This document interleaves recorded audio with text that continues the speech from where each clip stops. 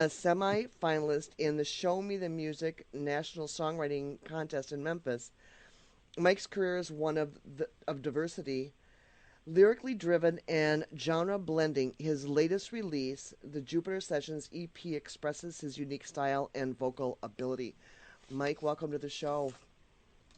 Well, thanks for having me. I appreciate it. I am absolutely thrilled that you're here. I actually found you um, on a website called Music Submit, where it's all independent music. And Right. when I heard your three tracks that I found there, I immediately fell in love with the sound, with the music. Um, I don't always bring those artists onto the show, but you absolutely definitely wanted to get here. Well, that means a lot to me. I appreciate you saying that. And giving me tingles. Well, that's a good thing. That's a We want people to hear your music, so we're going to promote it. I appreciate it. That's great. Yeah. Now you are a young man. How how how long have you been performing and singing? Have you been doing this your whole life, or is this something that you just came into? Kind of a mixture of both. I've been singing since a young age. My parents always joked around that I made my public singing debut in a Burger King bathroom. And there was a line of people waiting to use it, and I was sitting in there just wailing away, and they were pretending like they didn't know whose child that was. But the acoustics are And I think I was, excellent. Bathroom. yeah, they said I was about 4 or 5 when I did that. Yeah, exactly. Great acoustics in the bathroom. Yeah. I still sing in the bathroom. And that's where you are now. Yeah. So I've been mainly a vocalist all through my younger years. I didn't actually start playing the guitar, though, until I went to college. I was at the University of Iowa. And my mate brought home Led Zeppelin #2, and he was like, dude, you have to listen to this. And I listened to that record 6 times in a row, and from that moment on, I said, that's what I want to do. I want to play music. Yeah. So now, do you So devote? really, So go ahead. you really at a young age then decided that this is what I want my career to be, and this is what you devote your career to. Yeah, well, in my early 20s, I really decided, hey, I want to become a musician. It was, all through high school and before that, music was just something my parents made me do. It wasn't until college that but then I've been pretty serious about it for the last 6 or 8 years. Okay. Did you write music as a young child? You are a young man, but No, I didn't write any music at all until I started playing the guitar and kind of getting into rock and roll and things like that. who who is your inspiration that well, let me put it this way. When you decided to make this your career, what was the pivotal turning point? Was it something someone said, or it just triggered in your head that this is what you wanted to be? Yeah, I can't really explain it other than just that it's just this knowledge, feeling inside of me that this is what I want to do, and then just kind of this feeling like I could do it. I Mm-hmm. know I can do it. I know I had a lot of work to do, but I think the artists that I would would credit to giving me that inspiration would be Tom Petty and the Heartbreakers had a Oh, big influence early on. Like I mentioned, Led Zeppelin. Started listening to a lot of old singer-songwriter, classic rock kind of guys like Neil Young, um, James Taylor, Jim Croce, Bob Dylan. Bob Dylan was a huge influence for me, and I think it was Bob Dylan that really got me interested in not only just playing music and being a guitar player, but actually writing songs also, and more lyrically driven. so really the genres that inspired you really wasn't one thing that was consistent. It was all genres. Absolutely, absolutely. And I listened to everything from Nirvana and the Red Hot Chili Peppers and modern music to old classic rock.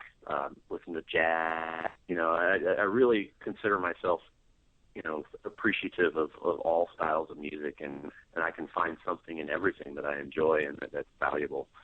So yeah, really a wide spectrum of influences. Very cool. Is there one that you direct towards more than the other, as far as the songs that you chose for your album? Not consciously, but if I had to, hindsight being 2020, looking back at the songs, how they came out, there's definitely there's one song or a couple songs off of this record in particular that have a very strong R&B kind of presence to them. There's a couple other songs that border on the Americana side. Mm-hmm. I hesitate to say country, but if I were to just sing with a real strong Southern accent, there's a couple of songs that would kind of lean towards the countryside. But I don't accent, and I really don't consider myself a country musician. So that's why I call it Americana, because it has that folk, Dylan folk influence in it. And I think the lines between folk and country, are not very solid. So that that style of music bleeds over into one another. Yeah, when I listened to the tracks that you sent me, they were kind of on the blues, kind of on the jazz, but then I really called it more of like a soft rock. Yeah. But you do have an edge to it, but it's not. To me, it's something that you can listen to at work. It's something that you can listen to on a long drive. It's something that you can if you're just sitting back in your living room with the stereo on. Yours is the kind of music that I would have on. Plain and simple. That's awesome to hear. Yeah, well, I mean, it's easy to listen to. It isn't. Mm-hmm.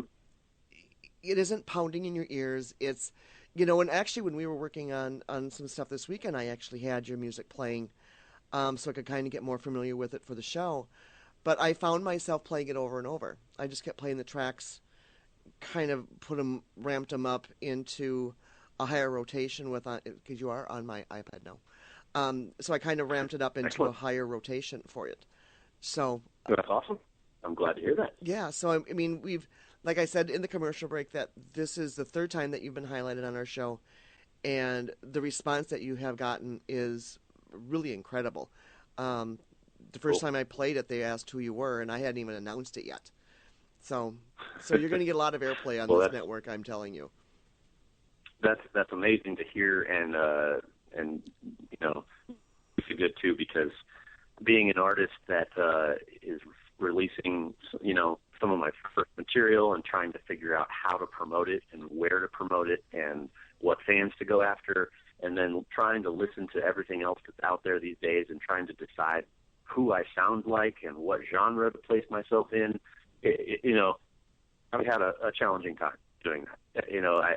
I feel like I'm happy to say this, but it's challenging at the same time that I don't really sound like anybody else. No, you don't. I think I have a unique sound, and even though that's awesome, it makes me very hard to market and figure out where I'm supposed to push my music. So to hear you having the response like that is great. It's really good news to hear that. Thank you. Yeah, and what's fun too is that on our network here we play everything from I have 3 different shows, and I have 2 music shows. One where I play the classic rock, another one where I play jazz, and your music actually fits into all of those categories. We have a gentleman who plays country. Your music fits into that category. We have someone who plays eclectic music, and yours fits into that category. So you're really one of those that can fit all genres of music very easily. In fact, when I first heard Mercy Me, I actually compared you to Leonard Cohen. It's that same storytelling voice that you have that is, the melody and the voice fits. And you tell a story with the songs that you put out there. And to me, listening to music constantly, that's what I look for. I look for a song or music that relates to each other. Some of them, the lyrics don't match the tracks of the musicians behind it. Sure. So the music that you choose, I think is spot on, absolutely spot on. I Now, really appreciate that. Do you play all of your the various instruments in the production of your music? No, actually, we have a drummer and a bass player that played on the recording with me. I did most of the guitars, and then all of the vocals. Wow. It sounds like a much bigger sound than what you just described. It does. Oh, well, thank you. Well, let's do this. Let's go ahead. We're just coming up on a break. So let's go ahead and play one more track of his music, and when we come back, we might even be able to get him to perform live a little bit. I think he's got a guitar sitting there. So don't go away. You're listening to The Broader View on the Hazy Radio Network. We'll be right back. You're going to listen to Neon Skies by Mike Officer. Don't go away.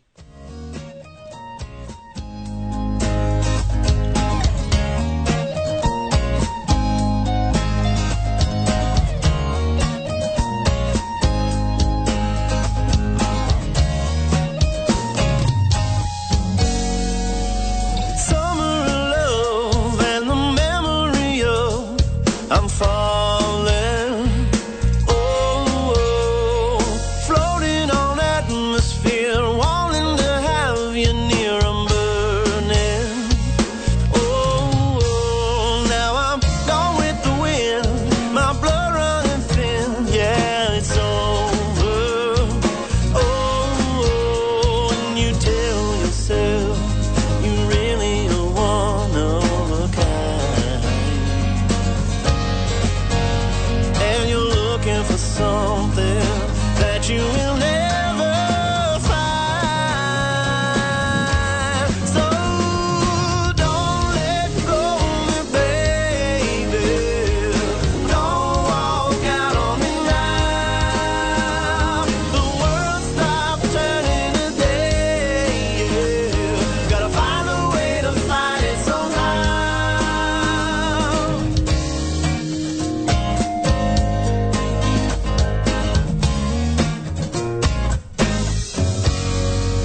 Now who do you love when you lock the door for the night? Oh, oh, lost in this dream, these places I've seen don't feel right. No, and these neon skies, these long goodbyes, yeah, it's over. Oh, oh, and you tell yourself you really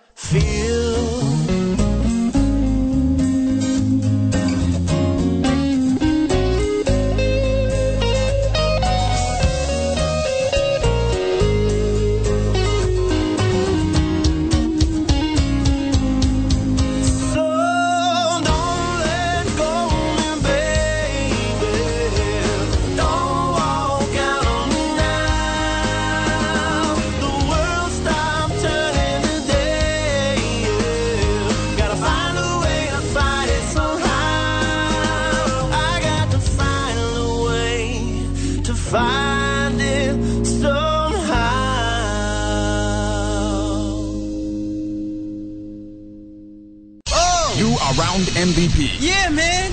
Yo,